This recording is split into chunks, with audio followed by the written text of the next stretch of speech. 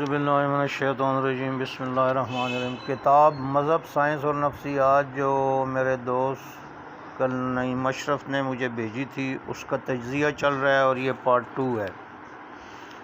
تو ہم اس بات پر تھے کہ موصوف نے قرآن کو لوک داستان کہا ہے اور اس نے یہ سائنٹیفک ڈیٹا قرآن کا نہیں دیکھا۔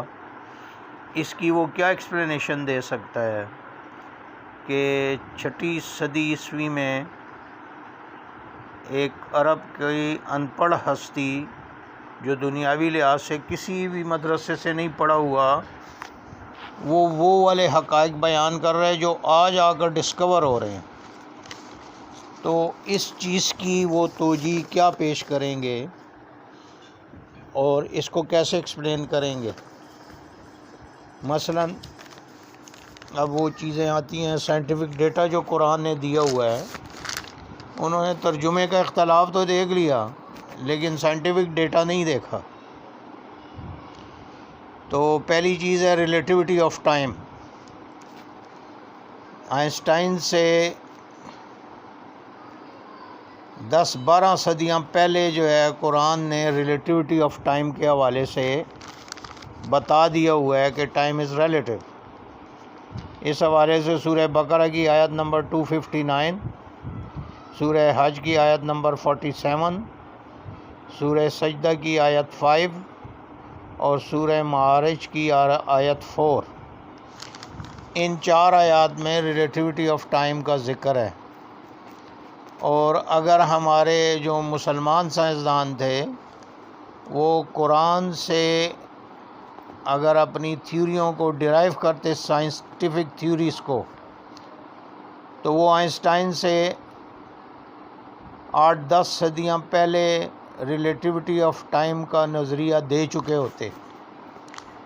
لیکن ہمارے سائنسدانوں نے یونانی فلسفے سے اسپرٹ لی ہے، ان سے انسپائر ہوئے ہیں، اور جس طرح آج یہ ڈاکٹر خالد سہیل اور ڈاکٹر سہیل زبیری پر جو اثرات آج مغربی فلسفے کے وہ اثرات مرتب ہوئے ہیں، وہی اثرات ہمارے اس وقت کے سائنسدانوں پر بھی مرتب ہوئے تھے، اور ان میں سے بھی زیادہ جو ہے دین سے فارغ ہو گئے تھے جب انہوں نے یونانی فلسفہ پڑھا تھا، تو وہ اسی طرح دیریت کا شکار ہو گئے یا وہ ریولیوشن کے منکر ہو گئے، آخرت کے منکر ہو گئے۔ تو سیم اثرات اس وقت بھی ان پر مرتب ہوئے تھے۔ دوسرا آسپیکٹ ایکسپینڈنگ یونیورس، جس کا سورہ ذاریات کی آیت نمبر 47 میں کلیئر کٹ ذکر موجود ہے، اور پریزنٹ کنٹینیوس ٹینس استعمال کیا گیا ہے اس میں۔ Floating planets, all planets are floating in their orbits. قرآن نے لفظ استعمال کیا فلک کا، کل فی فلک یسبحون، سارے اپنے اپنے فلک میں تیر رہے ہیں۔ یہ نہیں کہا کہ چل رہے ہیں، چلنے کے لیے ہوتا ہے یمشون، تیرنے کے لیے ہوتا ہے یسبحون۔ تو اگر پلینٹس کی حرکت کو دیکھیں، کیونکہ چلنے کے لیے ٹانگوں کی ضرورت ہوتی ہے، تو پلینٹس کی ٹانگیں نہیں ہیں، اور تیرنا جو ہوتا ہے وہ سینے کے بل ہوتا ہے۔ تو جو پلینٹس کا اسپیس میں ٹریولنگ ہے وہ تیرنے والی ہے، نہ کہ یمشون والی، چلنے والی۔ تو اگر قرآن کے الفاظ پہ ہی غور کریں تو بہت سے حقائق جو ہے وہ سامنے آتے ہیں، لیکن مسئلہ یہی ہوا کہ جی مسلمانوں کو قرآن سے ہٹا دیا گیا اور اس پہ لگا دیا گیا کہ بس ہل ہل کے تلاوت کریں اور ثواب کمائیں۔ غور و فکر سے ہٹا دیا گیا، اور بعد میں ایک روایت بنائی گئی کہ جی قرآن پڑھنے کے لیے وضو ضروری ہے، لازم ہے، وضو کے بغیر آپ قرآن نہیں پڑھ سکتے۔ تو اس وجہ سے پوری امت جو ہے قرآن سے دور ہو گئی، لہٰذا وہ پھر ان علوم سے بھی دور ہو گئے جو قرآنی علوم تھے۔ بیریئر بٹوین ٹو سیز، یعنی سمندروں کے درمیان جو ہے برزخ، تو اس کا قرآن میں سورہ رحمان کی آیت نمبر 19 اور 20 میں ذکر ہے، بینہما برزخ لا یبغیان مرج البحرین یلتقیان بینہما برزخ لا یبغیان فبأی آلاء ربکما تکذبان۔ تو یہ جو برزخ کا ذکر ہے، اب یہ برزخ اوپر سے تو نظر نہیں آتا، اور نہ ہی حضور ختمی مرتبت نے سمندروں کا سفر کیا تھا، تو ان کو کیسے پتہ چلا؟ سورہ فرقان کی آیت نمبر 53 میں اور سورہ نمل کی آیت نمبر 61 میں اس کا ذکر ہے۔ اس کے بعد آ جاتے ہیں سٹیجز آف ہیومن ایمبریو۔ اس کا ذکر جو ہے سورہ مومنین کی آیت نمبر 12 سے 15، سورہ زمر کی آیت نمبر 6 اور سورہ حج کی آیت نمبر 5 میں ہے۔ All living things are created from water, سورہ انبیاء کی آیت نمبر 30 میں اس کا ذکر ہے۔ اس طرح کی فلوٹنگ سٹیٹمنٹ عرب کی ایک ان پڑھ ہستی اس دور میں کیسے دے سکتی ہے کہ تمام لیونگ اشیاء جو ہے وہ واٹر سے کریٹ ہوئی ہیں، اور آج موجودہ دور میں سائنس بھی اسی بات کو مانتی ہے۔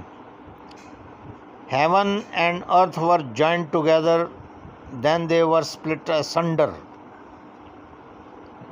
زمین و آسمان جو ہے ایک اکائی تھے اور پھر ان کو جدا کیا گیا۔ آج سائنس اس چیز کو مانتی ہے۔ سورہ انبیاء کی آیت نمبر 30 میں اس کا ذکر ہے۔ اسی طرح creation is created in pairs, یہ سورہ ذاریات کی آیت نمبر 40 میں۔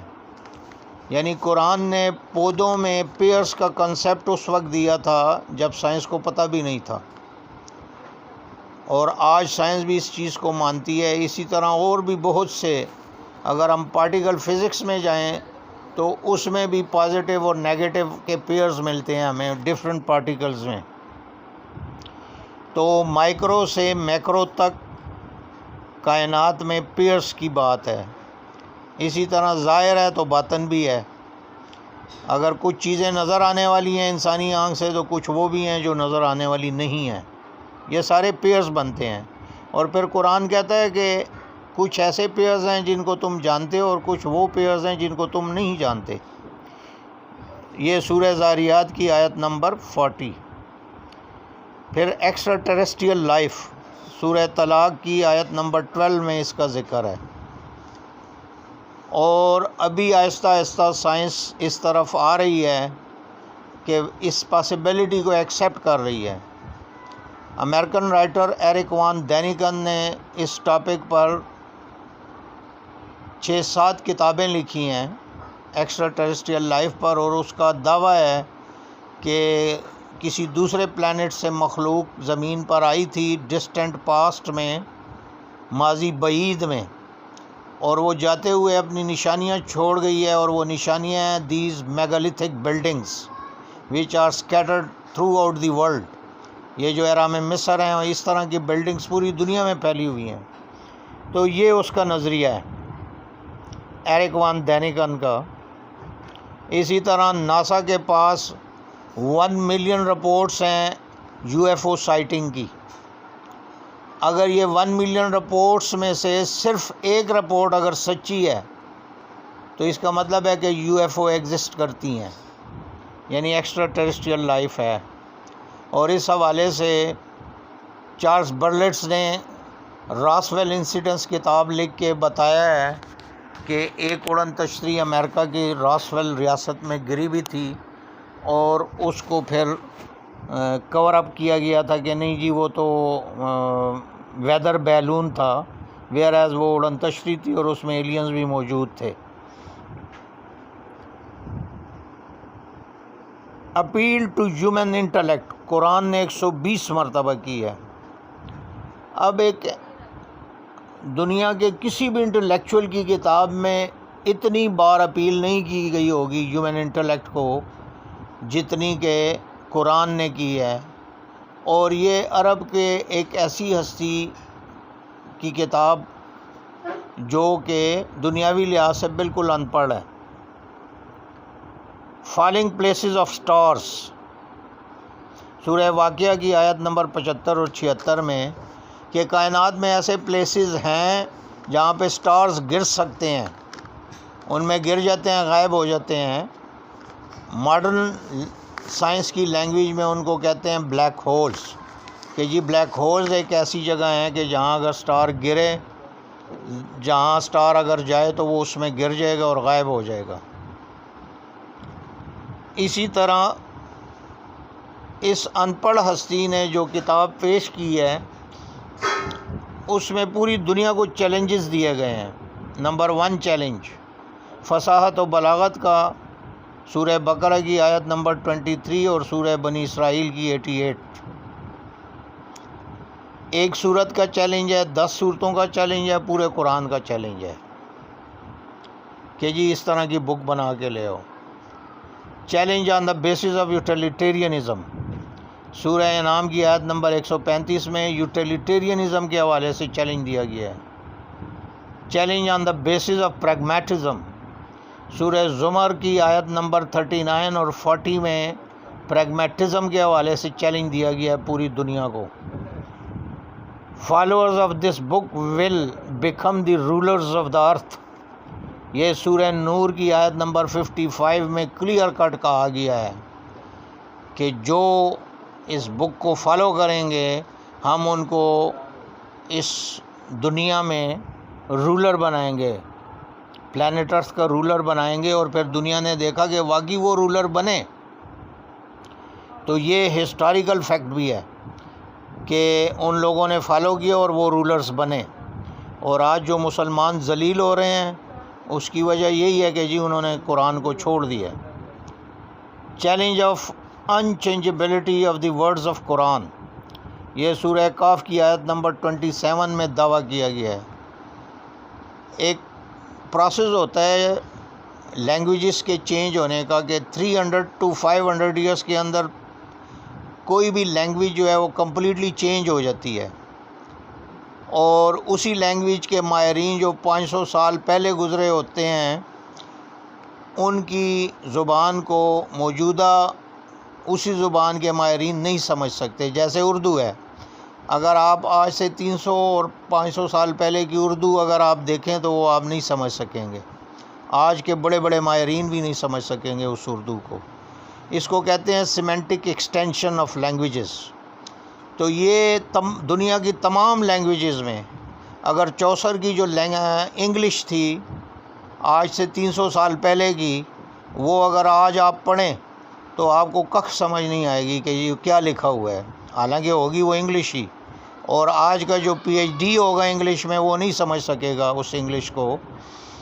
اس کی وجہ یہی ہے کہ جی چینج ہو جاتی ہے لینگویج۔ لیکن قرآن واحد ایسی کتاب ہے کہ جس کی لینگویج 15 صدیاں گزرنے کے باوجود چینج نہیں ہوئی، اور اس کے ساتھ باقی دنیا کی تمام لینگویجز 3-4 بار کمپلیٹلی چینج ہو چکی ہیں۔ چھٹا challenge Quran made easy for remembrance, یہ سورہ قمر کی آیت نمبر 17، آیت نمبر 22، آیت نمبر 32 اور آیت نمبر 40 میں یہ بتایا گیا ہے کہ قرآن جو ہے وہ ایزی بنایا گیا ریممبرنس کے لیے۔ تو یہ بھی چیلنج ہے دنیا کو کہ آپ اتنی موٹی کتاب کوئی بھی بنائیں جو قرآن سے زیادہ آسانی کے ساتھ یاد کی جا سکے ورڈ بائی ورڈ۔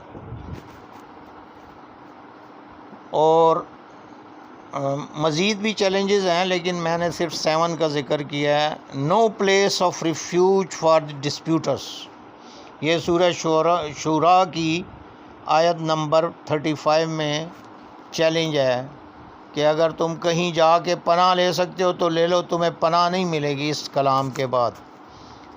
یعنی آپ دنیا کا جو بھی نظام اپنائیں گے الٹیمیٹلی جو ہے آپ کو قرآن کی طرف ہی آنا پڑے گا، اور الٹیمیٹلی قرآنک سسٹم کی طرف آپ کو لوٹنا پڑے گا، کیونکہ آپ کو کسی طرح سکون نہیں آئے گا۔ اب مغرب میں ٹھیک ہے بہت ساری فیسلٹیز ہیں، لیکن آپ دیکھیں کہ مغرب میں سب سے زیادہ سلیپنگ پلز بکتی ہیں، ان لوگوں کو نیند نہیں آتی ہے، اینگزائٹی کے مریض ہیں، ڈپریشن کے مریض ہیں۔ امریکہ میں دنیا کی سب سے زیادہ خودکشیاں ہوتی ہیں، حالانکہ پیسے تو ان کے پاس بہت ہیں، فیسلٹیز بھی بہت ہیں، پھر کیوں خودکشیاں ہوتی ہیں؟ اور اس گئے گزرے پاکستان میں اتنی خودکشیاں نہیں ہوتی، جہاں پہ بجلی بھی نہیں ہے، گیس بھی نہیں ہے، پانی بھی نہیں ہے، اور سیاست کی بھی تباہی مچی ہوئی ہے، لیکن اس کے باوجود لوگ زیادہ خوش ہیں امریکن کے مقابلے میں۔ اور اسی طرح امریکن کے مقابلے میں خودکشیوں کا ریٹ نہ ہونے کے برابر ہے پاکستان میں۔ تو یہ وہی جو تھوڑی بہت ہی اٹیچمنٹ ہے مذہب سے، یہ اسی کی برکات ہیں۔ تو ڈاکٹر سہیل زبیری اور ڈاکٹر